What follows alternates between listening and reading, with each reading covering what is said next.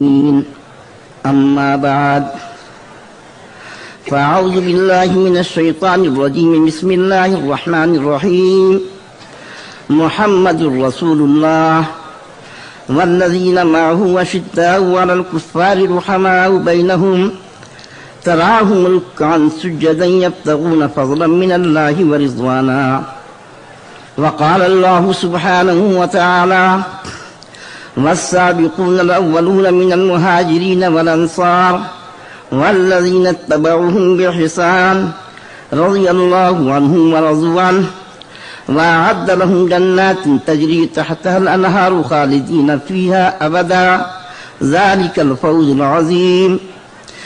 وقال النبي صلى الله عليه وسلم عليكم بسنتي وسنة الخلفاء الراشدين المهديين تمسكوا بها وعزوا عليها بالنواجذ. وقال النبي صلى الله عليه وسلم الله الله في أصحابي لا تتخذوا غرضا من بعدي أو كما قال النبي صلى الله عليه وسلم. وقال النبي صلى الله عليه وسلم سيجيء قوم بعدي يسبون أصحابي فلا تواكلوهم ولا تشاربوهم ولا تناكحوهم ولا تصلوا معهم ولا تصلوا عليهم أو كما قال النبي صلى الله عليه وسلم. أما بعد اللهم أرنا الحق حقا وارزقنا اتباعه وأرنا الباطل باطلا وارزقنا اجتنابه. رب اشرح لي صدري ويسر لي أمري واحلل عقدة من لساني يفقهوا قولي.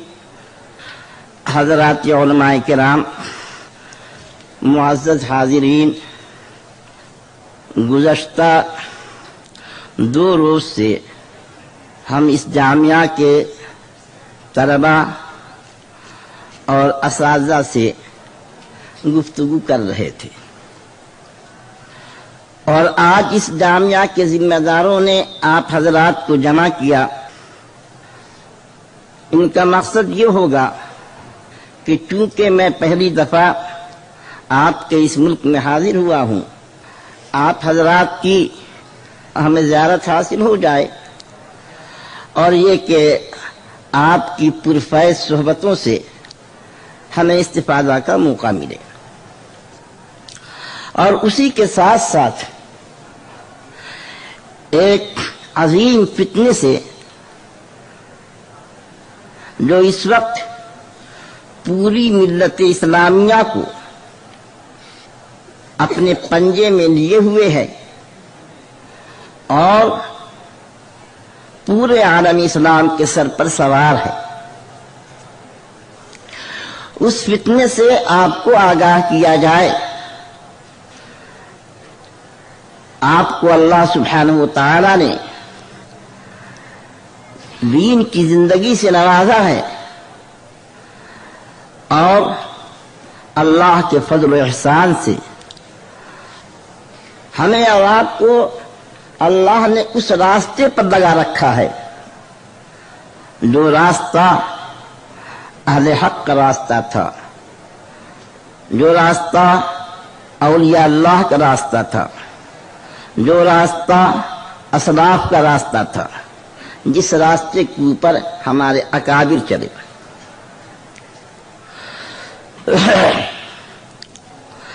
آج ایک فتنہ جو برپا ہے، ہمیں اس راستے سے ہٹانے کے لیے اور شیطان کے راستے پر ڈالنے کے لیے اور ہماری زندگی میں خلل پیدا کرنے کے لیے اپنی پوری طاقت کے ساتھ اور اپنے پورے ساز و سامان کے ساتھ، اپنی پوری مادی طاقت کے ساتھ یہ فتنہ تیار کھڑا ہے، اور ہمیں اپنی ڈگر سے اور اپنے راستے سے ہٹانے کے لیے اس کی عالمی طور پر جد و جہد جاری ہے، بین الاقوامی طور پر یہ فتنہ ہے. یہ کون سا فتنہ ہے؟ اس کا خوشنما عنوان سلفیت ہے۔ سلفیت کہہ لیجئے، غیر مقلدیت کہہ لیجئے، بہرحال غیر مقلدیت کے عنوان سے اور سلفیت کے عنوان سے یہ فتنہ آج پوری دنیا کے اندر برپا ہے، پھیل رہا ہے، اور اہل اسلام کی زندگی کو اس نے مصیبت کی گھڑی کے اندر ڈال رکھا ہے۔ اور خصوصاً جو اہل سنت والجماعت کا طبقہ ہے، اہل حق کا جو طبقہ ہے، یہ فتنہ ان کے در پہ ہے، ان کو نقصان پہنچانا چاہتا ہے۔ عرب ہو کہ عجم ہو، یورپ ہو کہ امریکہ ہو، ہندوستان ہو کہ پاکستان ہو کہ بنگلہ دیش ہو، ہر جگہ یہ فتنہ برپا ہے۔ اور جب اس کا خطرہ بہت زیادہ بڑھ گیا اور پانی سر سے اونچا ہو گیا، تو پھر علماء دیوبند کا یہ امتیاز شروع سے یہ رہا ہے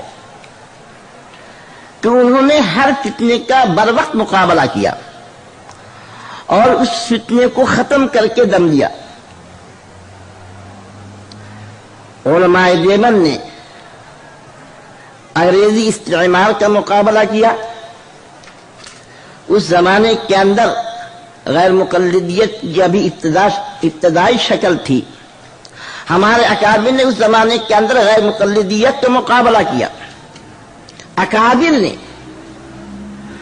مولانا قاسم صاحب نانوتوی رحمۃ اللہ علیہ، مولانا رشید احمد صاحب گنگوہی رحمۃ اللہ علیہ، مولانا تھانوی رحمۃ اللہ علیہ، حضرت مولانا محمود حسن صاحب گنگوہی رحمۃ اللہ علیہ، اور ان کے علاوہ دوسرے اکابر نے اس فتنے کی خطرناکی کو اپنے زمانے کے اندر محسوس کر لیا تھا۔ چنانچہ انہوں نے اس فتنے کو دفع کرنے کے لیے عظیم الشان تصانیف اپنے قلم سے لکھی اور وہ تصانیف وجود میں آئیں۔ یہ فتنہ کچھ دیر کے لیے دب گیا تھا۔ بریلیت کا فتنہ اٹھا، آریت اور عیسائیت کا فتنہ اٹھا، ہمارے اکابر نے ان کا مقابلہ کیا۔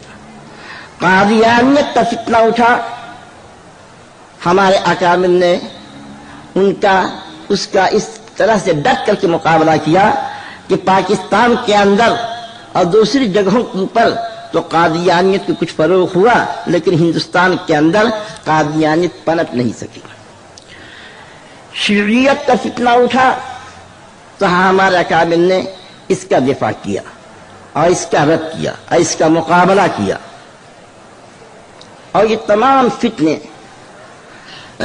اپنا زور دکھلا کر کے دب گئے تو نہیں کہا جا سکتا کہ ختم ہو گئے۔ اسی طریقے سے ایک فتنہ مودودیت کا اٹھا، علم اور تحقیق کے نام پر، تو ہمارے اکابر نے اس کا بھی مقابلہ کیا، اور اللہ کا شکر ہے کہ تنہا ہمارے اکابر کے جد و جہد سے یہ فتنہ بھی عالمگیر ہونے کے باوجود اپنا وہ اثر نہیں دکھلا سکا جس تیزی کے ساتھ یہ فتنہ اٹھا تھا اور اس کا اثر جتنا ہونا چاہیے تھا۔ اور کم سے کم اہل علم میں، اہل دین میں، جو دین سے تعلق رکھنے والے لوگ تھے، ان میں اس فتنے کا کوئی خاص اثر نہیں رہا۔ تو میں عرض کر رہا ہوں کہ ہر زمانے میں ہمارے اکابر نے وقت کے فتنوں کا مقابلہ کیا۔ آج جب یہ سلفیت کا فتنہ اٹھا اور اس نے زور و شور دکھلایا، اور بدقسمتی سے عالم اسلام کی اور امت اسلامیہ کے بدقسمتی سے بعض عرب ممالک میں کچھ لوگ غیر مقلدین کی چاروں سے واقف نہ ہونے کی وجہ سے خود بھی اس فتنے کے زد کے اندر آ گئے اور ان کا تعاون اس فتنے کو ملا. یہ بڑا زور و شور اس نے پکڑ لیا.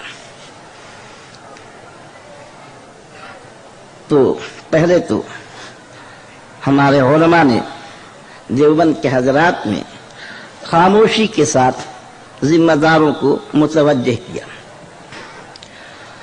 اور بتلایا کہ یہ فتنہ یہ اہل حق کے خلاف ایک آواز ہے جس کے پیچھے شیطانی قوت کار فرما ہے،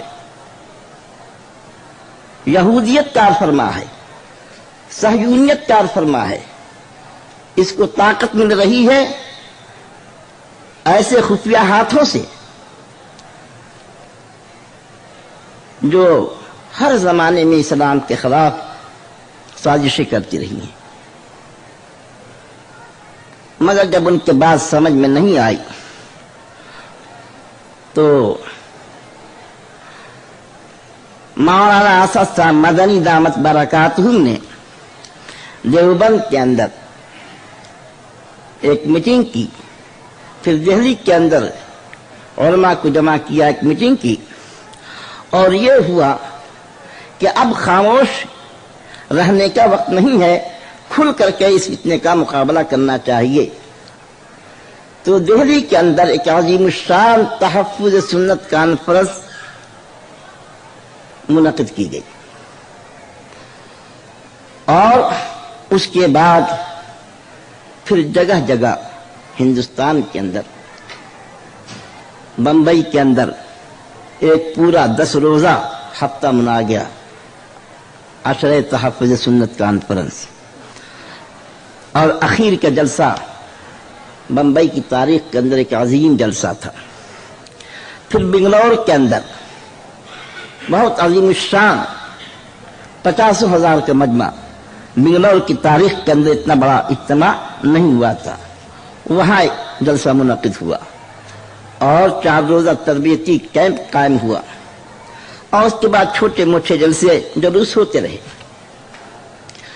ارادہ یہ تھا کہ اب ایک تحفظ سنت کانفرنس کے عنوان سے لندن کے اندر ایک اجتماع رکھا جائے گا، بنگلہ دیش کے اندر رکھا جائے گا، پاکستان کے اندر رکھا جائے گا اور دوسرے ممالک کے اندر بھی یہ پروگرام تھا. یہ بات بالکل طے ہو چکی تھی، مگر اتفاق کی بات اسی درمیان گجرات کا حادثہ پیش آ گیا. زلزلہ پہلے آیا، اس میں حالات بگڑے اور پھر اس کے بعد گجرات کے اندر جو فساد ہوا، اللہ کی پناہ، ایسا بھیانک فساد، ایسا دردناک اس کی داستان ہے اور ایسا کہ اس کو بیان نہیں کیا جا سکتا. تو اس کی وجہ سے حالات کچھ بدل گئے اور اس کے بعد جو طالبان کے اوپر امریکہ کی کرم فرمائی ہوئی اور پھر عالمی اسلام کے حالات کچھ اور ڈگمگائے، تو بہرحال یہ ہوا کہ اس وقت تھوڑی سی خاموشی اختیار کر لی جائے، لیکن بالکل اس فتنے سے آنکھ بند نہ کی جائے. تو کانفرنسوں کا سلسلہ تو ختم کر دیا گیا، لیکن بہرحال اب بھی وہاں کے علماء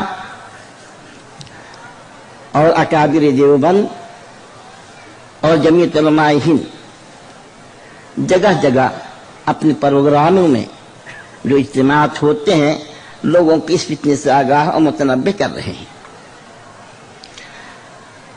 آپ حضرات کو جو یہاں پر جمع کیا گیا ہے، آپ حضرات کے سامنے بھی اس سلسلے کی چند باتیں رکھ دی جائیں. ایک تو ہوتا ہے اختلاف رائے. اختلاف رائے کی حد تک تو ہر شخص کو آزادی ہے کہ اپنی بات کہے، اور ایک چیز ہوتی ہے اسلام کے خلاف سازش کرنا. ہم لوگوں کا اپنا تجربہ یہ ہے اور اپنی ریڈنگ یہ ہے، اپنا مطالعہ یہ ہے کہ جب طالبان حکومت قائم ہوئی تو یہ طالبان حکومت اتفاق کی بات یہ ہے کہ زیادہ تر یہ وہ لوگ تھے جن کا تعلق کسی نہ کسی طرح پر دارالعلوم دیوبند سے تھا. واسطے سے یا بلا واسطہ بہرحال یہ دیوبندی کہلاتے رہے. اور اسی کے ساتھ ساتھ یہ حنفی بھی تھے، پکے حنفی بھی تھے اور پکے دیوبندی بھی تھے. اور انہوں نے تھوڑے سے عرصے کے اندر جو وہاں پر انقلاب برپا کیا اور اسلامی حکومت کا ایک نقشہ قائم کیا تو پوری دنیا کی جو شیطانی قوتیں تھیں، بڑی طاقتیں تھیں، یہ چوکنا ہو گئی کہ اگر ان کو باقی رکھا گیا تو بالکل یہی انقلاب دوسری جگہ پر بھی قائم ہو سکتا ہے.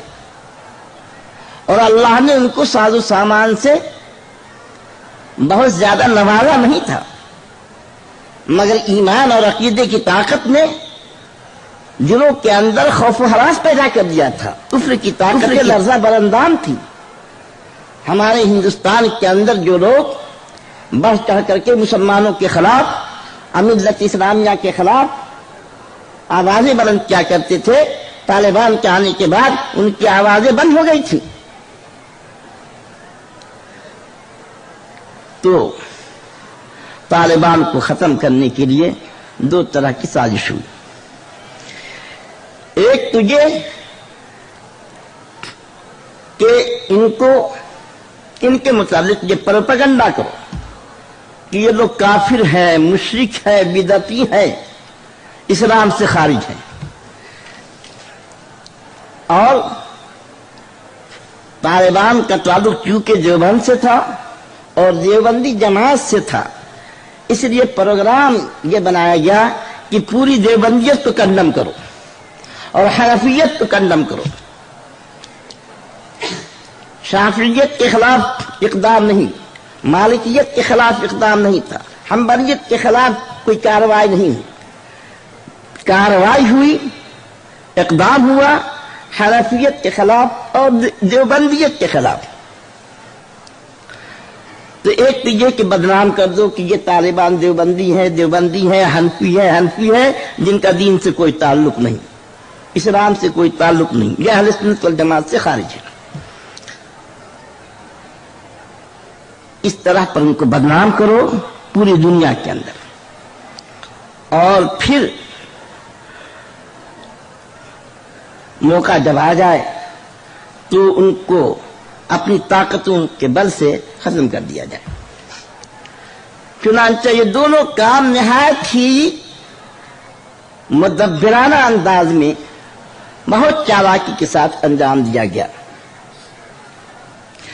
امریکہ نے جو کیا وہ آپ حضرات کے سامنے ہے، لیکن جو وہ پہلی بات تھی کہ ان کو بدنام کرو، اسلام سے خارج کرو، اہل سنت والجماعت سے خارج کرو، تو انگریز اور یہود بڑے سازشی ہوتے ہیں. انہوں نے اس کے لیے استعمال کیا ان سلفیوں کو. چنانچہ بہت خفیہ انداز میں ایک کتاب لکھی گئی جس کا نام ہے الدیوبندیہ.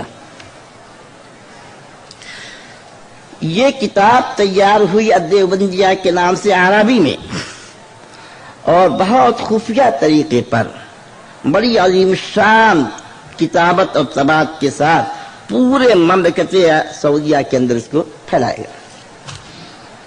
اور جو دوسرے ممالک تھے، متحدہ امارات، کویت اور دوسری جگہ، اس کتاب کو پھیلایا گیا. اس کا انگریزی ایڈیشن شائع کر کے لندن کے اندر پھیلایا گیا. اس دیوبندیہ کتاب کے اندر ہے کیا کہ علماء دیوبند کے تمام اکابر کو جماعت دیوبند کے تمام بڑے مشائخ کو اور پوری جماعت دیوبند کو کافر اور مشرک بنایا گیا۔ مولانا قاسم نانوتوی کافر اور مشرک، مولانا رشید احمد گنگوئی کافر اور مشرک، مولانا خلیل احمد سہارنپوری کافر اور مشرک، حاجی امداد اللہ مہاجر مکی کافر و مشرک، حضرت تھانوی رحمۃ اللہ علیہ کافر و مشرک، شیخ الاسلام مدنی رحمۃ اللہ علیہ معاذ اللہ سب سے بڑے کافر سب سے بڑے مشرک۔ پوری کتاب کے اندر تمام علماء دیوبند کو کافر اور مشرک بنا کر کے دیوبندی فرقے کو اہل سنت والجماعت سے خارج قرار دیا گیا، اور وہ تمام عقیدے جو بریلویوں کے تھے ان تمام عقیدوں کو منسوب کر دیا گیا دیوبندیوں کی طرف۔ دیوبندی قائل ہیں کس کے؟ استغاثہ بغیر اللہ کے۔ دیوبندیوں کا مسلک یہ ہے کہ ان کے علماء مردے کو زندہ کرنے پر قادر ہیں۔ دیوبندیوں کا مسلک یہ ہے کہ قبروں کو سجدہ کرنا جائز ہے۔ دیوبندیوں کا مسلک یہ ہے کہ وہ غیر اللہ کو ندا کرتے ہیں اور پکارتے ہیں۔ دیوبندیوں کا مسلک یہ ہے کہ یہ لوگ تصوف والے ہیں، وحدت الوجود کے قائل ہیں، اور فلاں ہیں اور فلاں ہیں۔ اس طرح کی باتیں لکھ لکھ کر کے انہوں نے اس کے بعد ایک مسئلہ ذکر کرنے کے بعد پھر جو ہے سعودی میں جو بڑے علماء ہیں اور ان کی ایک کمیٹی ہے اللجنۃ الدائمہ، تو ان کا جو فتویٰ ہے فتاوی علماء اللجنۃ الدائمہ، ان کے فتاوے کو نقل کیا کہ چونکہ دیوبندی اس بات کے قائل ہے اس وجہ سے کافر ہے مشرک ہے، اور ایسی زبان استعمال کی ہے بس اللہ کی پناہ۔ یہ کتاب نہایت خفیہ طریقے کے اوپر پھیلائی گئی پورے سعودیہ کے اندر اور دوسرے ممالک کے اندر، اور وہاں پر علماء دیوبند کی شبیہ کو مسخ رکھ دیا گیا، اور اس کے ذریعے سے یہ پیغام دیا گیا کہ جو طالبان ہیں یہ وہی طالبان ہیں جن کا کہ تعلق جماعت دیوبند سے ہے۔ اور اس کے بعد یہ سلسلہ رکا نہیں، مسلسل اس کے اوپر کام ہوتا رہا۔ جماعت تبلیغ کا تعلق بھی چونکہ جماعت دیوبند سے ہے، اس وجہ سے ایک کتاب لکھی گئی التحذیر من جماعت التبلیغ، جس میں یہ دکھلایا گیا کہ تمام کے تمام یہ تبلیغی جو ہیں یہ سب کے سب کفر و شرک کی دعوت دیتے ہیں، یہ سب خرافاتی لوگ ہیں، یہ سب مردوں کی عبادت اور ان کی پوجا کرنے کی دعوت دیتے ہیں۔ اسی طریقے سے السراج المنیر، اسی طرح سے القول البلیغ، اور نماز میں کتنی کتابیں لکھی گئی، حتیٰ کہ اس موضوع کے اوپر کہ دیوبندی جماعت یہ خرافاتیوں کی جماعت ہے، یہ قبوری اور مشرکین کی جماعت ہے، باقاعدہ PhD کرائی گئی اس کے اوپر سعودی جامعات کے اندر، اور 3 جلدوں کے اندر جہود علماء الحنفیہ کے نام سے ایک کتاب لکھی گئی۔ وہ کتاب آپ کے سامنے یہ موجود ہے۔ اس کتاب کا موضوع تو یہ ہے بظاہر کہ جہود علماء الحنفیہ فی ابطال عقائد القبوریہ، اس کتاب کا نام رکھا گیا، مگر ہے کیا اس کتاب کے اندر؟ یہ 3 جلدوں کی کتاب تقریباً 1400 صفحات کے اندر صرف اس کے اندر یہ دکھلایا گیا ہے کہ علماء دیوبند کافر ہیں، مشرک ہیں، نام دے کر کے ایک ایک آدمی کا ان کو کافر و مشرک کہا گیا ہے۔ اور پھر اس کے بعد چونکہ علماء دیوبند کا تعلق تصوف سے بھی رہا ہے، صوفیاء کرام سے بھی رہا ہے، اس وجہ سے اس کتاب کا دوسرا موضوع یہ ہے کہ جتنے بھی صوفیاء کرام ہیں، چاہے وہ مجدد الفسانی رحمۃ اللہ علیہ ہوں، چاہے امام غزالی رحمۃ اللہ علیہ ہوں، چاہے مولانا مثنوی مولانا رومی رحمۃ اللہ علیہ ہوں، چاہے خواجہ معین الدین چشتی رحمۃ اللہ علیہ ہوں، اور چاہے ہمارے اکابر ہوں، یہ تمام کے تمام لوگ یہ من عباد القبور ہیں۔ الفرقۃ الوہابی الفرقۃ الدیوبندیہ فرقۃ قبوریۃ مشرکہ، یہ لکھا ہے اس کے اندر۔ اور ایسی ایسی باتیں ہیں کہ اللہ کی پناہ۔ ذرا سا صفحہ 25 کھولو تو۔ اب دیکھیے مولانا رومی خواجہ نقشبندی جو امام النقشبندیہ ہیں، مولانا نظامی رحمۃ اللہ علیہ، علامہ شعرانی رحمۃ اللہ علیہ، اور اس طریقے سے اور بہت سے لوگ، ان تمام کو ان حضرات نے شمار کیا ہے من الفرق المبتدعہ، کہ یہ تمام کا تعلق بدعتی فرقوں سے تھا۔ اور آگے چل کر کے صاف صاف لکھا ہے کہ چشتی فرقہ، سہروردی فرقہ، مولوی فرقہ، نقشبندی جو جماعت ہے، اور والمجددہ الہندیہ، مجدد الفسانی رحمۃ اللہ علیہ کی یہ جماعت ہے، یہ تمام کے تمام من طرق الصوفیۃ القبوریہ، تو یہ تمام کو یہ قبوری بنا کر کے رکھ دیا۔ اس طرح سے اس کتاب کے اندر علماء دیوبند کا نام لے لے کر کے اور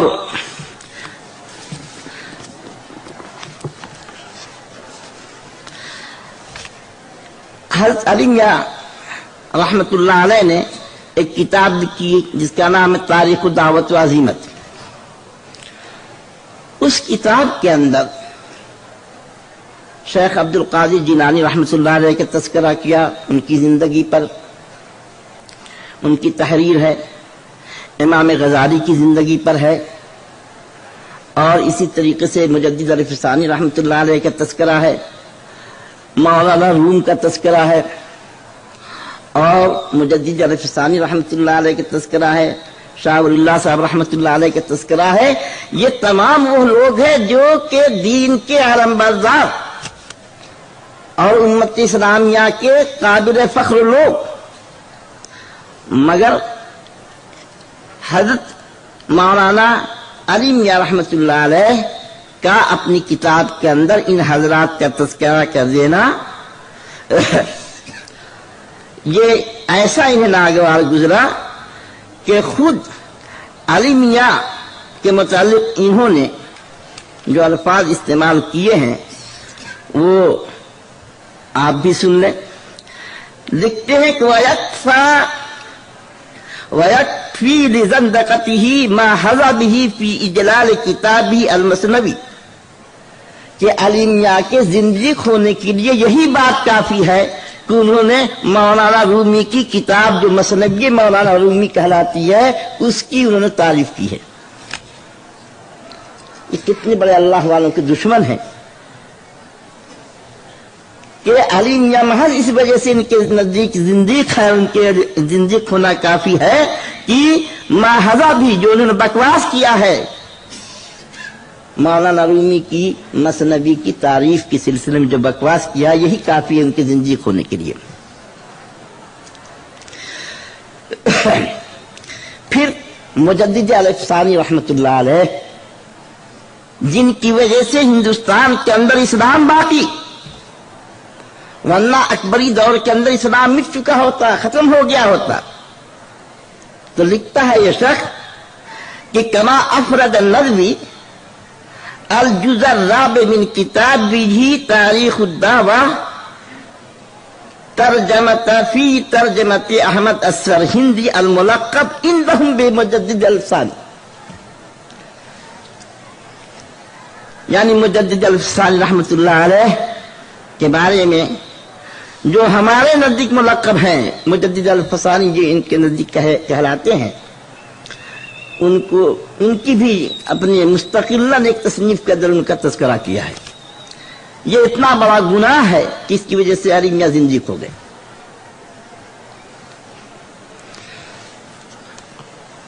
اسی طریقے سے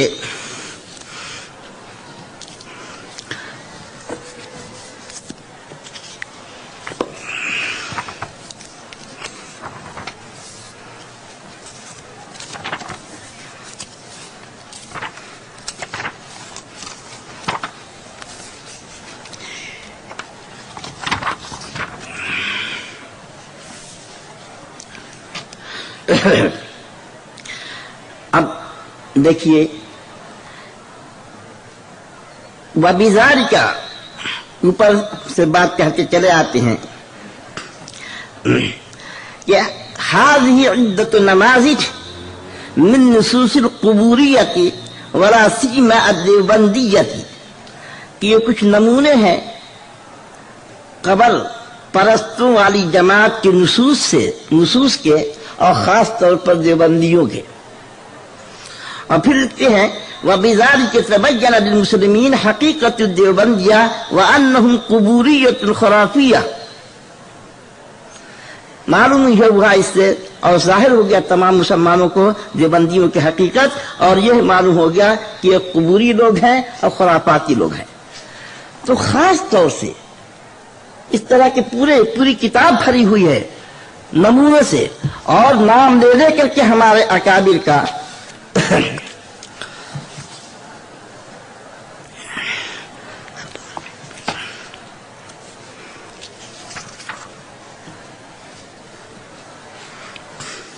دیکھیے لکھتے ہیں ان کثیرا من القبوریت قد تظاہر بالتوحید والسنہ، بہت سے قبر پرستوں نے مظاہرہ کیا ہے توحید و سنت کا، توحید و سنت والے نہیں ہیں، مظاہرہ کیا ہے توحید و سنت کا. وہم فی الحقیقت علی توحید الماتریدیہ، اور حقیقت میں یہ ماتریدی توحید والے لوگ ہیں. اور ماتریدی اور اشعری جو اہل سنت والجماعت کا پورا طبقہ ہے اسی میں گھرا ہوا ہے، یہ سب ان کے نزدیک گمراہ لوگ ہیں، یہ سب ان کے نزدیک گمراہ لوگ ہیں. کہتے ہیں کہ وہم فی الحقیقت علی توحید الماتریدیت وعلی سنت الصوفیت النقشبندیت الخرافیت، یہ لوگ جو ہے نقش بندی اور خرافی کے طریقے کے اوپر ہیں. اور مثال کیا دیا قد دیوبندیت تبلیغیتی، جیسے دیوبندی تبلیغی لوگ.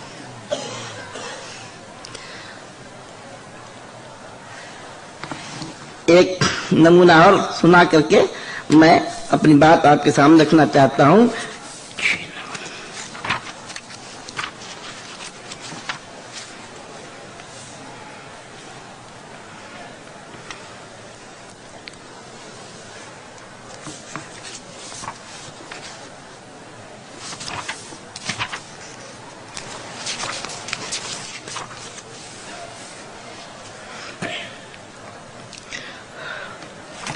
لکھتے ہیں کہ انتشرت القبوریت انتشارا واسعا فی اقطار الارض شرقها وغربها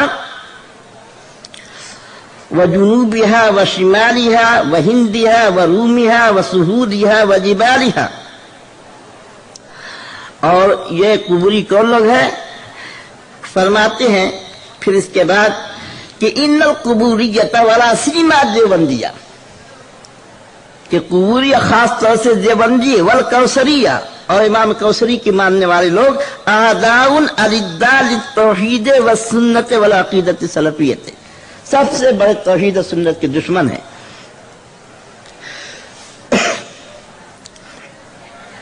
اس کے بعد حضرت مدنی رحمت اللہ علیہ کا ایک جگہ اس شخص نے نام لیا ہے، اور کس انداز سے نام لیا ہے. 521 نکالو تو ذرا صفحہ 521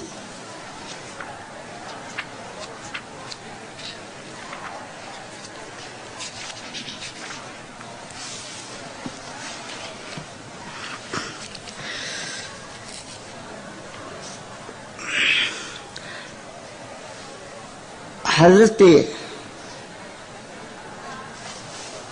محی الدین ابن عربی صاحب الفصوص اور صاحب اور بڑے جو اللہ والے تھے، جن کو ہمارے تمام اکابر جن کو کی عزت و احترام کی نگاہ سے دیکھا کرتے تھے،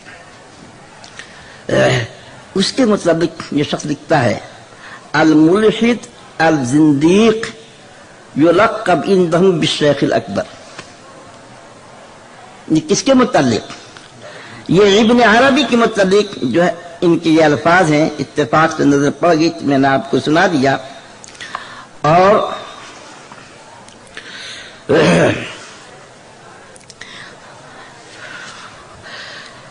دیکھیے حد مدنی کے متعلق کیا لکھتے ہیں، وقال حسین احمد الملقب عند الدیوبندیہ بشیخ الاسلام، جو حسین احمد جو دیوبندی کے نزدیک شیخ الاسلام کے لقب سے یاد کیے جاتے ہیں، احد کبار ائمۃ دیوبندیہ تھے، جو دیوبندیہ کے بڑے اماموں میں سے ایک امام ہیں، واحد مشاہیر القبوریۃ الخرافیۃ واحد الاعداء الالداء للدعوۃ السلفیۃ۔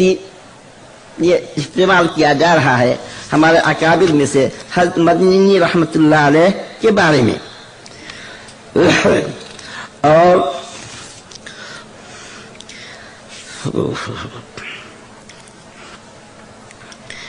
پھر لکھتے ہیں وَكَانَ شَدِيدَ الْعَدَاوَةِ لِأَئِمَّةِ الدَّعْوَةِ، بہت ائمہ دعوت کا یہ شخص بہت بڑا دشمن تھا۔ قبیح الشتائم لہم والغا فیہم، اس کا ترجمہ اتنا خراب ہے کہ میں اس کو اپنی زبان سے ادا نہیں کر سکتا۔ پھر آگے لکھتا ہے هذه لفظة من عقائد امام الدیوبندیہ والتبلیغیہ الملقب بشیخ الاسلام اسلام الخرافات القبوریہ۔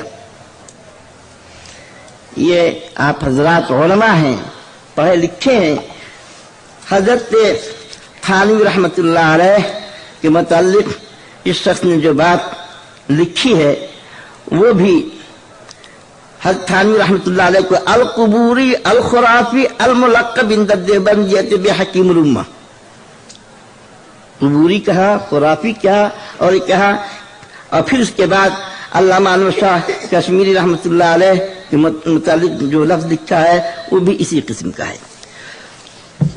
یہ چند باتیں اور یہ چند نمونے یہ اس بات کو بیان کرنے کے لیے ہیں کہ آپ حضرات یہ سمجھیں کہ یہ جو طالبان کی حکومت تھی وہ چونکہ دیوبندیت سے ان کا رشتہ اور تعلق تھا، تو طالبان کو بدنام کرنے کے لیے یہ لوگ دیوبندی لوگ ہیں، یہ ایک سازش رچی گئی اور سلفیوں کو اور غیر مقلدوں کو اس کے لیے استعمال کیا گیا، اور پورے علماء دیوبند کو عالم اسلام میں بدنام کرنے کے لیے جگہ جگہ ان کے واعظ ہوئے، ان کی تبلیغیں ہوئیں، ان کی کانفرنسیں ہوئیں، اور اس طرح پر وہ جماعت جو اہل سنت والجماعت کی جماعت تھی اور جن کا کہ کارنامہ پورے عالم اسلام کے اوپر روشن تھا، اور جنہوں نے ہر کٹھن گھڑی کے اندر مسلمانوں کا ساتھ دیا تھا،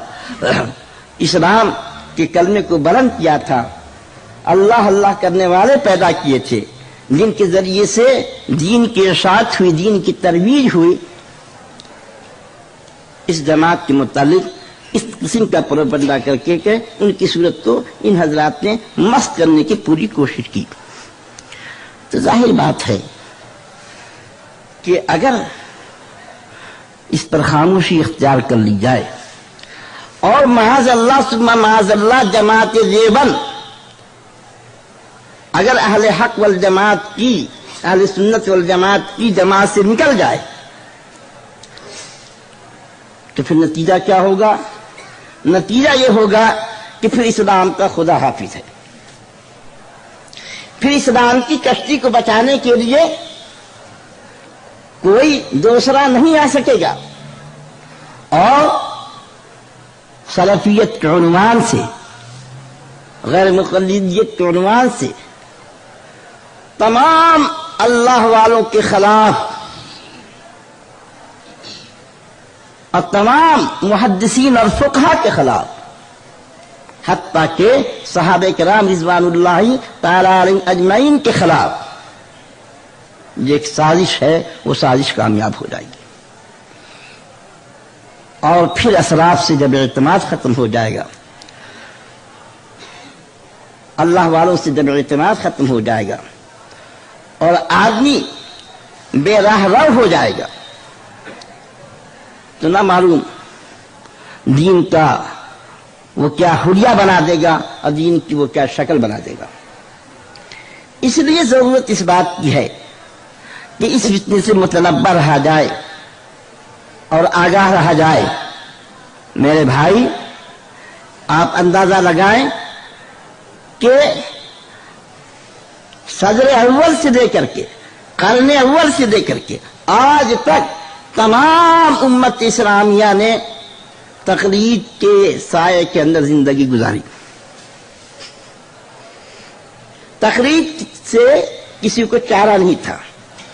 بڑے بڑے اللہ والے، اب بڑے بڑے محدثین، اب بڑے بڑے فقہا، جن کی خدمات سے اور جن کی جد و جہد سے اسلام آج موجودہ شکل کے اندر باقی ہے، یہ تمام کے تمام لوگ مقلد ہی رہے ہیں۔ حافظ ابن حجر کتنے عظیم الشان محدث تھے، لیکن وہ بھی تو تھے مقلد۔ حافظ ابن عبد البر کتنے عظیم الشان محدث تھے، کتنے ان کے کارنامے ہیں، مگر وہ بھی تو تھے آخر مالکی۔ حافظ ابن رجب کتنے عظیم الشان محدث ہیں، کتنی ان کی خدمات ہیں، لیکن آخر وہ بھی تو ہے حنبلی۔ اور پھر احناف کے بارے میں تو آپ جانتے ہی ہیں۔ تو تقلید یہ وہ چیز ہے جو آدمی کو دین پر باقی رکھتی ہے، مگر چونکہ یہ حضرات اسلام کے دشمن بنے ہوئے ہیں، امت اسلامیہ کے دشمن بنے ہوئے ہیں، اس وجہ سے یہ آج پوری دنیا کے اندر شور مچا رہے ہیں کہ تقلید شرک ہے، تقلید شرک ہے، تقلید شرک ہے۔ اگر تقلید شرک ہے تو اس کا مطلب یہ ہے کہ پھر مسلمان کون باقی رہا، موحد کون باقی رہا؟ شروع زمانے سے لے کر کے جب سے کہ مذاہب اربعہ مدون ہوئے ہیں، اس زمانے سے لے کر کے آج تک تمام امت اسلامیہ تو تقلید ہی کے شکنجے کے اندر جکڑی ہوئی ہے۔ اگر تقلید شرک ہے تو اس کا معاذ اللہ ثم معاذ اللہ مطلب اس کا یہ ہوا کہ پوری امت شرک کے اندر گرفتار ہے۔ یہ ظاہر بات ہے کہ یہ ساری باتیں یہ کون کہے گا؟ یہ اسلام کا دوست نہیں کہہ سکتا ہے، یہ اسلام کا دشمن کہے گا۔ اور یہ بات کہلائی جا رہی ہے، اس کے پشت کے اوپر کچھ طاقت ہے جو اس قسم کی باتیں کہہ رہی ہیں۔ اور میں آپ کو بتلاؤں کہ اب ان کا طوفان بدتمیزی اتنا آگے بڑھ گیا ہے، اتنا آگے بڑھ گیا ہے کہ یہ غیر مقلدین براہ راست صحابہ کرام رضوان اللہ تعالی علیہم اجمعین کے اوپر حملہ آور ہو رہے ہیں۔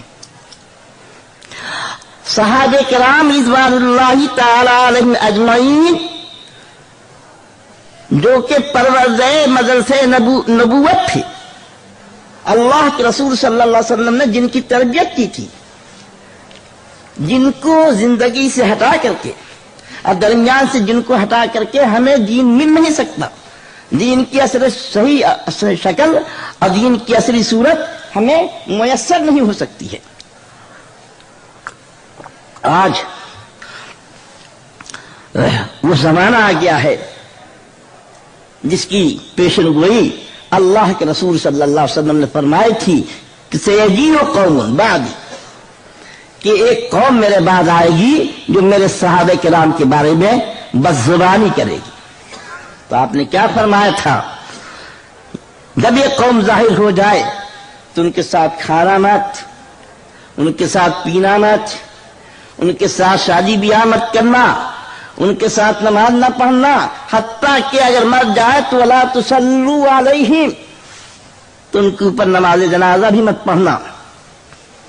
آج ہم اس دور سے گزر رہے ہیں اور اللہ کے رسول صلی اللہ علیہ وسلم کی پیشنگوئی جو پوری ہو رہی ہے، اور آج ہماری ایمان کا اور ہماری غیرت کا اور ہماری حمیت کا امتحان ہے کہ ہم اللہ کے رسول صلی اللہ علیہ وسلم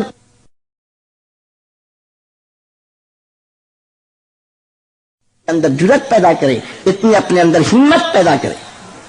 آج وہ وقت آ گیا ہے، اگر خدا نہ خواستہ ہم کھڑے نہ ہوئے اس موقع کے اوپر، اور جماعت دیوبند کھڑی نہیں ہوئی اس موقع کے اوپر، ہمارے علماء کرام کھڑے نہیں ہوئے اس موقع کے اوپر، تو دین کا کیا نقشہ بنے گا نہیں کہا جا سکتا۔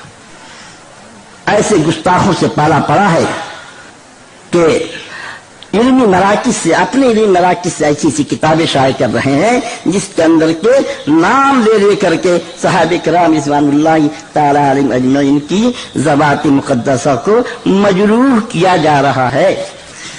دیکھیے، یہ حضرات یہاں سے چلتے ہیں کہ پہلے تو انہوں نے اپنی کتابوں کے اندر جو لکھا، ساری امت کا یہ فیصلہ ہے کہ اللہ کے رسول صلی اللہ علیہ وسلم کی نگاہ مبارک اور آپ کی صحبت مبارکہ جس کو حاصل ہو گئی، وہ بڑے سے بڑے ولی سے افضل اور اعلیٰ ہے۔ صحابیت کے منصب کو اور صحابیت کے شرف کو بڑے سے بڑے ولی کا بھی کوئی فرد مقابلہ نہیں کر سکتا۔ مگر انہوں نے کیا کیا؟ انہوں نے یہاں سے شروع کیا، کہتے ہیں غیر مقلدوں کا ایک عقیدہ یہ بھی ہے کہ بعد میں آنے والے مسلمان صحابہ کرام سے بھی افضل ہو سکتے ہیں۔ ایک عقیدہ ان کا یہ ہے۔ چنانچہ وہ لوگ اپنی کتاب میں لکھتے ہیں کہ وَهَذَا لَا يَسْتَلْزِمُ أَلَّا يَكُونَ فِي الْقُرُونِ اللَّائِقَ مَنْ هُوَ أَفْضَلُ مِنْ أَرْبَابِ الْقُرُونِ السَّابِقَةِ، کہ یہ اس بات کو مستلزم نہیں ہے کہ بعد میں آنے والے لوگ پہلے زمانے سے افضل نہ ہو سکیں۔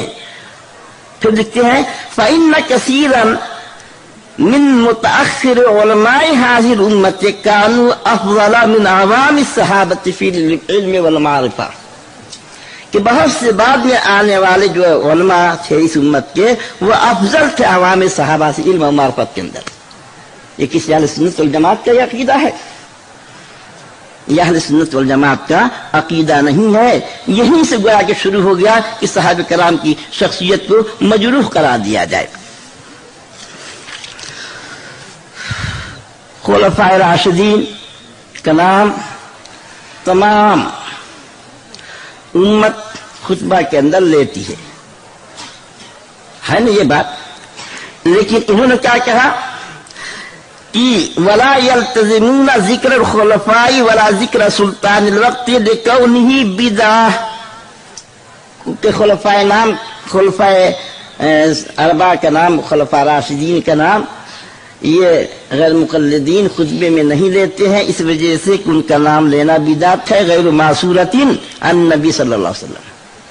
تو ان کے نزدیک، شیوعیوں کے نزدیک بھی جمعہ کے خطبے میں خلفاء راشدین کا نام لینا بدعت ہے، اور ان کے ہاں بھی بدعت ہے۔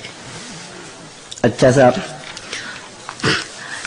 ان کا مذہب اور عقیدہ یہ ہے کہ صحابی کا قول بھی حجت نہیں، صحابی کا فعل بھی حجت نہیں، صحابی کی رائے بھی حجت نہیں، صحابی کا فہم بھی حجت نہیں۔ آپ اندازہ لگائیے، جب صحابی کا فعل حجت نہیں، ان کا قول حجت نہیں، ان کی رائے حجت نہیں، ان کی فہم حجت نہیں، تو پھر ہمارے اور صحابی کے درمیان کیا فرق باقی رہ گیا؟ ایک عام آدمی اور صحابہ کرام رضوان اللہ تعالی علیہم اجمعین کے درمیان کیا فرق باقی رہ گیا؟ کوئی فرق باقی رہا؟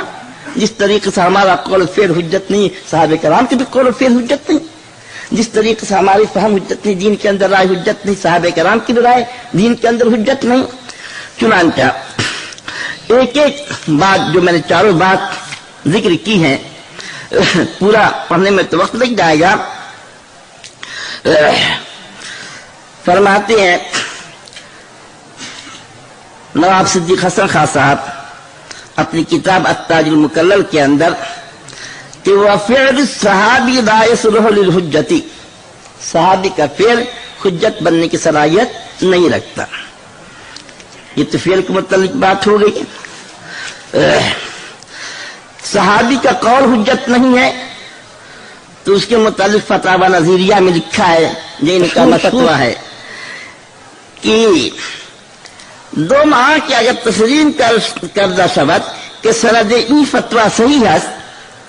دوسری بات یہ ہے کہ اگر تسلیم کر لیا جائے کہ اس فتویٰ کی سند صحیح ہے تاہم عضو احتجاج صحیح نیست، تب بھی اس سے حجت پکڑنا درست نہیں ہے، زیرا کہ قول صحابی حجت نیست، اس لیے کہ صحابی قول حجت نہیں ہے. تو قول بھی حجت نہیں اور فعل بھی حجت نہیں، صحابی کی رائے بھی حجت نہیں ہے. عرف الجادی مشہور ان کی کتاب ہے، اس کے اندر یہ لکھا ہے آرے اگر سخن ہست در قبول رائشہ نہ روایت، یعنی اگر بات ہے گفتگو ہے تو یہ ہے کہ صحابہ کرام کی رائے قبول نہیں کی جائے گی، ان کے حدیث کے بارے میں یہ بات نہیں ہے، ان کی رائے اگر ہوگی تو اس کو ہم قبول نہیں کریں گے. تو صحابہ کرام کی رائے بھی حجت نہیں اور صحابہ کرام کا فہم بھی حجت نہیں ہے. فتاوی نظیریہ کے اندر لکھا ہے کہ رابعاً یہ کہ ولو فرضنا، چوتھی بات یہ ہے کہ اگر ہم فرض بھی کر لیں تو یہ بات حضرت عائشہ اپنے فہم سے فرماتی ہیں اور فہم صحابہ حجت شرعی نہیں ہے، ان کا فہم حجت، اور صحابہ کرام میں سے حضرت عائشہ رضی اللہ تعالی عنہ کا فہم بھی حجت نہیں. آپ اس کو معمولی نہ سمجھیں، یعنی صحابہ کرام رضوان اللہ تعالی علیہم اجمعین کی بالکل حیثیت انہوں نے ختم کر دیا اور ایک عام آدمی کے صف میں لا کر کے ان کو رکھ دیا. تو یہ اسلام کی خدمت ہے، اسلام کی تائید ہے یا اسلام کے خلاف سازش ہے؟ یہ غیر مقلدیت اور سلفیت یہ اسلام کے خلاف سازش ہے. ہمیں اور آپ کو اس سے آگاہ رہنے کی سخت ضرورت ہے. ان کے ایک امام ہیں، بہت بڑے مصنف ہیں اور بڑے نام آور، ان کا نام مولانا محمد جوناگڑھی ہے. ان کی کتاب طریق محمدی، طریق محمدی کے صفحہ 41 پر حضرت عمر فاروق کے بارے میں لکھتے ہیں کیا؟ پس آؤ سنو، بہت سے صاف موٹے موٹے مسائل ایسے ہیں کہ حضرت فاروق اعظم نے ان میں غلطی کی اور فی الواقع ان مسائل کے دلائل سے حضرت فاروق اعظم بے خبر تھے. حضرت فاروق اعظم جس کے بارے میں اللہ کے رسول صلی اللہ علیہ وسلم نے فرمایا کہ علیکم بسنتی و سنت الخلفاء الراشدین، ان کو موٹے موٹے مسائل نہیں معلوم تھے دین کے. اندازہ لگائی اس کی بےہودگی کا، موٹے موٹے لا کر کے اور مزید کراہیت پیدا کر دیا کہ موٹے موٹے مسائل ان کو معلوم نہیں تھے اور ان کے دلائل سے فاروق اعظم بے خبر تھے. اللہ کے رسول صلی اللہ علیہ وسلم کے صحبت یافتہ فاروق اعظم تو موٹے موٹے مسائل سے بے خبر ہو، اور 14 صدی کے بعد محمد جوناگڑھی ان مسائل کے دلائل سے باخبر ہو. اور کیا خلفاء راشدین جن کے بارے میں اللہ کے رسول صلی اللہ علیہ وسلم نے فرمایا علیکم بسنتی و سنت الخلفاء الراشدین، اس کے بارے میں ان کا ایک عالم تنویر الآفاق کتاب کے اندر کہتا ہے کہ اسی بنا پر ہم دیکھتے ہیں کہ اپنی ذاتی مصلحت بینی، اردو آپ لوگ سمجھ رہے ہیں، اپنی ذاتی مصلحت بینی کی بنیاد پر بعض خلفاء راشدین نے بعض احکام شریعہ کے خلاف، بعض خلفاء راشدین نے بعض احکام شریعہ کے خلاف بخیال خیش اصلاح و مصلحت کے غرض سے دوسرے احکام صادر کر چکے تھے. ان احکام کے سلسلے میں ان خلفاء کی باتوں کو عام امت نے رد کر دیا.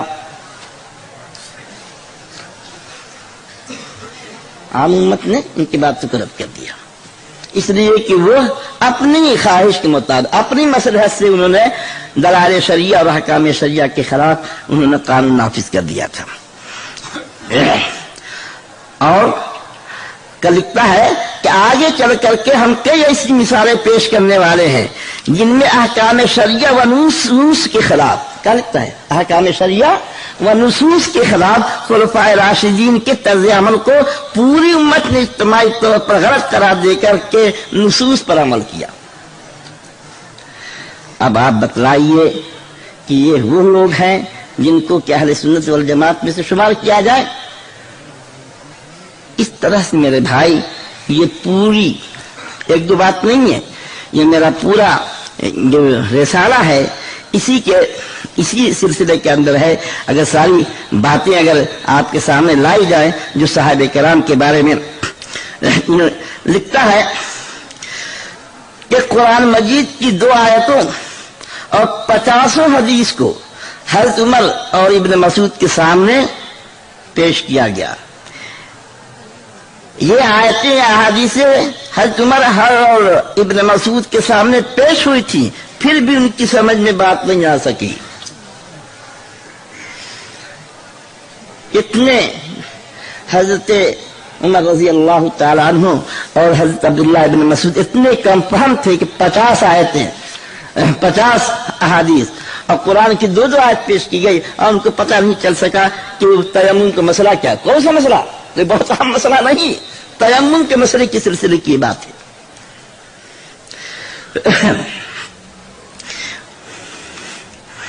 لکھتا ہے کہ موصوف عمر نے باعتراف خیش قرآنی حکم ترمیم کر دی۔ اللہ کے رسول صلی اللہ علیہ وسلم حضرت عمر فاروق کے بارے میں فرماتے ہیں کہ قد انزل اللہ الحق علی لسان عمر۔ اللہ کے رسول صلی اللہ علیہ وسلم فرماتے ہیں کہ حضرت عمر رضی اللہ تعالیٰ عنہ جس وادی سے جس راستے سے چلتے شیطان وہاں سے بھاگ جاتا ہے، شیطان وہاں پر نہیں رہتا، اور اتنا بڑا اتہام، اتنا بڑا الزام کہ قرآن حکم حضرت عمر رضی اللہ تعالیٰ عنہ نے ترمیم کر دی۔ قرآن حکم یہ تھا کہ ایک وقت کی 3 طلاق ایک ہی ہوتی ہے، حضرت عمر نے اس میں ترمیم کر کے 3 کو 3 کر دیا، اور تمام صحابہ کرام رضوان اللہ تعالی علیہم اجمعین نے ایک وقت کی 3 طلاق کو 3 ہونا مان لیا، تمام ائمہ مجتہدین نے مان لیا۔ ساری امت کے فیصلہ ہے کہ ایک وقت کی 3 طلاق 3 ہی ہوا کرتی ہے۔ یہ صرف ابن تیمیہ اور ابن قیم اور ان کے متبعین کی یہ بات ہے، کچھ کا انہوں نے انکار کیا۔ امام بخاری، امام مسلم، تمام محدثین، فقہاء اربعہ اور حضرت عمر اور اس کے بعد کے تمام صحابہ کرام سب نے اس کو مانا۔ یہ لوگ دین کے خادم ہیں، کتاب اللہ اور سنت رسول اللہ پر عمل کرنے والے ہیں۔ لکھتا ہے یہ شخص کہ حضرت علی رضی اللہ تعالیٰ عنہ نے جو 3 طلاق کے 3 ہونے کا فتویٰ دیا، ایک وقت کی 3 طلاق کے 3 ہونے کا فتویٰ دیا تھا، یہ غصہ میں فتویٰ دیا تھا۔ حضرت علی رضی اللہ تعالیٰ عنہ خلیفہ راشد وَأَقْضَاهُمْ عَلِي، اللہ کے رسول صلی اللہ علیہ وسلم کا ارشاد ہے، اور وہ غصہ میں خلاف کتاب سنت فتویٰ دینے والے بن گئے ان کے نزدیک۔ اس طرح سے عجیب عجیب باتیں ہیں، عجیب عجیب ان کے قصے ہیں۔ یہ سب کیوں؟ اس لیے کہ اہل سنت والجماعت کا جو طرز ہے کہ ہم کتاب اللہ اور سنت رسول اللہ اور صحابہ کرام رضوان اللہ تعالی علیہم اجمعین اور ائمہ متبوعین نے جس انداز سے اسلام کو سمجھا، دین کو سمجھا، کتاب اللہ سنت رسول اللہ کو سمجھا، اسی انداز سے ہم دین کو سمجھیں گے، تب جا کر کے اہل سنت والجماعت میں سے ہمارا شمار ہوگا۔ مگر یہ لوگ دین کے دشمن ہیں، آدمی کو آزاد بنا دینا چاہتے ہیں۔ حضرت امام شاہ ولی اللہ صاحب رحمۃ اللہ علیہ نے اہل سنت والجماعت کی تعریف کی۔ اہل سنت والجماعت کی تعریف حضرت شاہ ولی اللہ صاحب رحمۃ اللہ علیہ نے کہا کہ ہم الآخذون بما ظہر من الکتاب والسنہ، ہم الآخذون بما ظہر من الکتاب والسنہ وجرى علیہ جمہور الصحابۃ والتابعین، کہ اہل سنت والجماعت ان کو کہا جائے گا جو کتاب اللہ سنت رسول اللہ کے ظاہر پر عمل کرنے والے ہیں اور جس کے اوپر جمہور صحابہ اور تابعین چلنے والے ہیں. کہ شاذ مسائل پیدا کرتے ہیں، امت کے اندر تفرقہ ڈالتے ہیں، ایسی ایسی باتیں. تمام امت کا فیصلہ یہ ہے کہ تراویح کا 8 رکعت نہیں ہے نہیں فیصلہ. میں کیا کر رہا ہوں؟ میں یہ نہیں کہتا ہوں کہ تراویح کی 20 رکعت، میں کہتا ہوں کہ تمام امت کا یہ فیصلہ ہے کہ تراویح کی 8 رکعت نہیں ہے، لیکن یہ 8 رکعت تراویح کے قائل ہیں. تمام امت کا یہ فیصلہ ہے کہ ایک وقت کی 3 طلاق 3 ہوگی. تمام امت سے مراد ہمارے آپ سمجھ لیجئے جن کو کہ اہل سنت والجماعت کہا جاتا ہے، جمہور صحابہ تابعین. مگر ان کا یہ فیصلہ ہے، شیعوں کا یہ فیصلہ ہے کہ ایک وقت کی 3 طلاق 3 نہیں ہوگی. تمام امت کا یہ فیصلہ ہے کہ حیض میں جو طلاق دی جائے گی وہ واقع ہو جائے گی. شیعہ کہتے نہیں ہوگی، یہ بھی کہتے نہیں ہوگی. بہت سے مسائل کے اندر، بیشتر مسائل کے اندر جب غور فکر کیا جاتا ہے تو عقیدے کے اندر بھی اور مسائل کے اندر بھی ان کا مسلک یہ وہی ہے جو شیعوں والا ہے. اور اس کی وجہ یہی ہے کہ شیعہ بھی ہمیشہ سے اسلام کے دشمن رہے ہیں اور یہ بھی ہمیشہ سے اسلام کے دشمن رہے ہیں. یہ چند نمونے اور یہ چند باتیں آپ کے سامنے اس لیے پیش کی گئی کہ بھائی یہ فتنہ بڑھ رہا ہے. ابھی میں مسجد منورہ اور مکہ مکرمہ سے ہو کر کے آ رہا ہوں. مکہ مکرمہ میں ایک پاکستانی ہمارے دوست ہے، بہت متحرک اور مدرسہ سولتیہ میں مدرس ہیں. ان کا سفر ہوتا رہتا یورپ کا. انہیں ابھی حال میں سفر کرنے کا اتفاق ہوا لندن کا. وہاں پر ایک کانفرنس تھی، مختلف جگہ کے لوگ جمع تھے.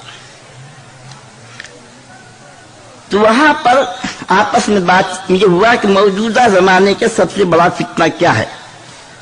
تو سب نے بال اتفاق کہا کہ سلفیت موجودہ زمانے کا سب سے بڑا فتنہ ہے. آج آپ کے سروں پر ٹوپی ہے، آپ کا لباس صبح کا لباس ہے، آپ جو ہے اللہ اللہ کرنے والے ہیں. یہ طبقہ آئے گا کہ ٹوپی پہن کر کے نماز پڑھنے کی ضرورت نہیں ہے، ننگے پاؤں نماز پڑھنے کی ضرورت نہیں ہے، نماز کے بعد سنتوں کو پڑھنے کی ضرورت نہیں ہے، اللہ اللہ کرنے کی ضرورت نہیں ہے، ذکر و اذکار میں لگنے کی ضرورت نہیں ہے. یہ طبقہ آئے گا اور آپ کے کانوں کے اندر یہ بات ڈالے گا اور یہ کہے گا کہ کتاب اللہ سنت رسول اللہ تمہارے سامنے ہے، تم ان سے خود سے اخذ استنباط کرو. کسی کی تقریر کی ضرورت نہیں ہے، نہ امام حنیفہ کی تقریر کی ضرورت ہے، نہ امام شافعی کی، نہ امام مالک کی، نہ امام احمد بن حنبل کی، حتیٰ کہ نہ صحابہ کرام کی بھی اور خلفاء راشدین کی بھی تقریر کی ضرورت نہیں ہے. وہ لوگ بھی خلاف سنت عمل کیا کرتے تھے. یہ آئے گا، یہی باتیں آپ کے کانوں کے اندر ڈالے گا. آپ کی ذمہ داری ہے کہ آپ اس فتنے سے متنبع رہیں. آپ کے ہاں کام شروع ہو چکا ہے. سعودیہ سے کچھ حضرات تشریف لا کر کے بیج ڈال چکے ہیں. اس لیے ضرورت محسوس ہوئی تھی کہ آپ حضرات کو جمع کر کے اس فتنے سے آگاہ کیا جائے. یہ عظیم شان فتنہ ہے اور اتنا عظیم شان فتنہ ہے کہ اگر ہم نے توجہ نہ فرمائی تو امت اسلامیہ کو اپنے طوفان میں بہا لے جائے گا.